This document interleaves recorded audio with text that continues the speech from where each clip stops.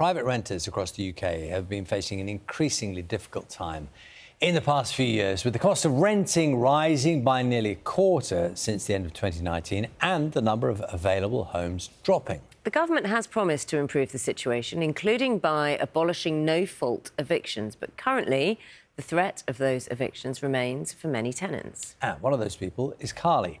She's a mum of 6, was given just 2 weeks' notice before being evicted from her home of 6 years. Tara Welsh has been to meet her.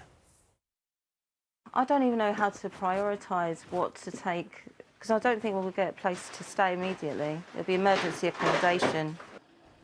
It's 9 a.m, just an hour until Carly gets locked out of her home for good. Look around you. I've got 6 children. Today, she's being evicted. There's a lot. It's mostly in the living room when you go straight ahead. Yeah. A removal van will take her things to storage, but she has no idea when she'll see them again or where she'll be sleeping tonight. Where are you going to be sleeping tonight?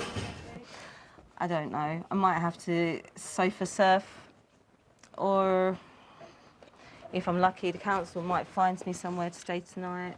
Carly has lived in this 4-bedroom home since 2018 with her 6 children. The rent was £1,900 a month, but she says last year the landlord wanted to put the rent up by another £100. I said, I'm really sorry. I'd like to pay it, but I just can't afford it. She says her landlord said he wanted to move into the house, something he's entitled to do, and a court order was issued for her to leave last November. And what do you say to those landlords, I guess, that would say, well, actually, they're entitled to put their rent up, they're entitled to kind of claim back their property if they want to? Yeah, you're entitled to claim back your property, but morally, how do you feel going to sleep at night knowing you've made people homeless? Carly's children are aged between 7 months and 16 years old and want to know where they're going to live. Wouldn't it be nice to be somewhere a bit more longer term though, Lewis? Wouldn't you like to be more settled? Yes. Me too. But I think it was packing my children's stuff up that really hurt most, because the memories that come with it. Are you taking out everything, sir? Yeah. At 10 a.m, the bailiffs arrive and the locks are changed. The stress alone is just unfathomable. I wouldn't have put this on anyone, really. Put the straps. The removal men tell us that they're seeing more people who have been evicted.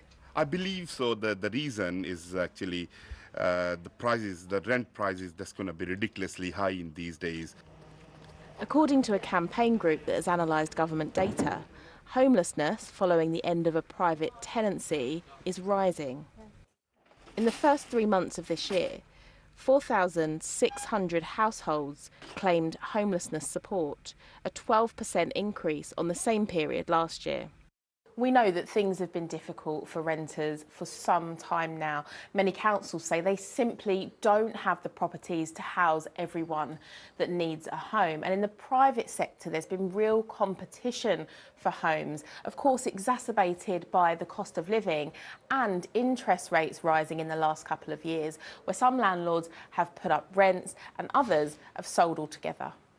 Carly is now officially homeless and she's heading into the council offices to wait, hoping that she'll get somewhere tonight and more permanently for her family.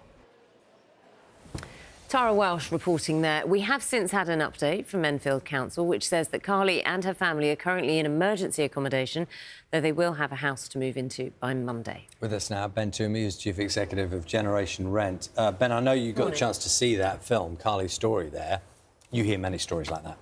Absolutely, far too many, I'm afraid, and it's just going up. There's so many people being evicted every single day, often through no fault of their own whatsoever, and there's just not the space for councils to find for them to move into a home immediately. So we really need the government to be taking action on this. We've had promises from the last government for the last 5 years to take action on this, but we still find people like Carly, one in a million people in the last 5 years who are facing one of these evictions. So the language you're hearing at the moment from the new government, the government has committed to abolishing no-fault evictions.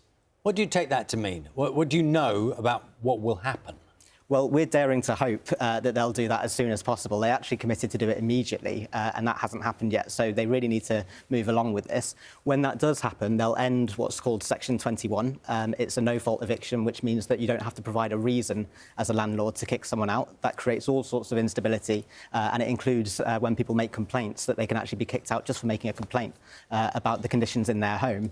So we're hoping that they'll get rid of those, and when they introduce new types of eviction grounds, so where there is a reason, such as selling the home, there needs to be better protections for renters. So at the moment, there's just 2 months' notice when you're kicked out of home. We can see in Carly's case and others how little time that is and how that's driving up the record numbers of children living in temporary accommodation. And so we need to see that notice period extended so that people have time to make the savings and find a new home. And in Scotland, you can't do a no-fault eviction.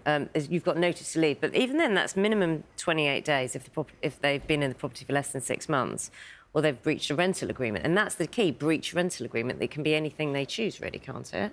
It can be, yeah, and there's still that no-fault eviction option in Scotland because it's not the fault of the tenant if the landlord wants to sell or wants to move a family member in. We think that 28 days is way too short. That's in the first 6 months of a tenancy in Scotland. The housing bill in Scotland is just going through Parliament as well, so I won't limit this to Westminster. In Scotland, they've got to extend those notice periods too because people are suffering and they've got a homelessness crisis of their own. They even declared a housing emergency very recently. Well, this is the issue. Houses aren't just going to pop up, are they? I mean, we have a housing shortage. So even if no-fault evictions don't happen, are abolished, there are still valid reasons to kick people out, and and landlords, if they want to, will find these ways. What's going to happen if the housing stock is just simply isn't there? Well, it's going to be an ongoing problem. We've been in a housing crisis for a long time. The last time we reached the target that the Labour government set of 300,000 homes being built in a year was 1977. So they really need to speed up this process. They're doing certain things on planning to do that, and we need homes available at an affordable rent where people live. But the problem right now, because that takes time, as you say, the problem right now is eviction protections are so weak and rents are so high that you see the enormous amount of suffering in our country. And those two things can still be addressed through other measures. Ben, you'll be aware that when we talk about these issues, and this is what you do, and we talk about it here, you will often get landlords saying renters need landlords. They need someone to rent off. And if the result of the change in legislation means more landlords say, do you know what? I don't want in on this anymore. I don't feel protected. I'm too at risk. So they put the places up for sale, which they're allowed to do. That is not a good result, isn't it? Because you do need rented accommodation. Is there a risk that in clamping down on the way that renters are treated, there could be just less rental accommodation available? Short term, there's a risk because at the moment, if you were to sell your home as a landlord and kick the tenant out, you'd be out within 2 months. The clock starts ticking. Many people find themselves homeless. We need to change that to give more protections. We'd welcome the landlord lobby supporting us to give more protections around eviction On both sides, do you mean? Because landlords maybe will look at, what you're suggesting and say, we too need protection against whatever. They would, in order to stay in the marketplace, yeah, they might say they too need protections within the law. So let me give the example of moving from 2 months to 4 months notice. What that means for a landlord is that they can't re-access their property for another 2 months. They may be able to they have to delay their sale, for example, of the property. What that means for the individual, as we just heard in Carly's case, is potential homelessness, being driven into poverty, huge costs of a move. They're not equivalent.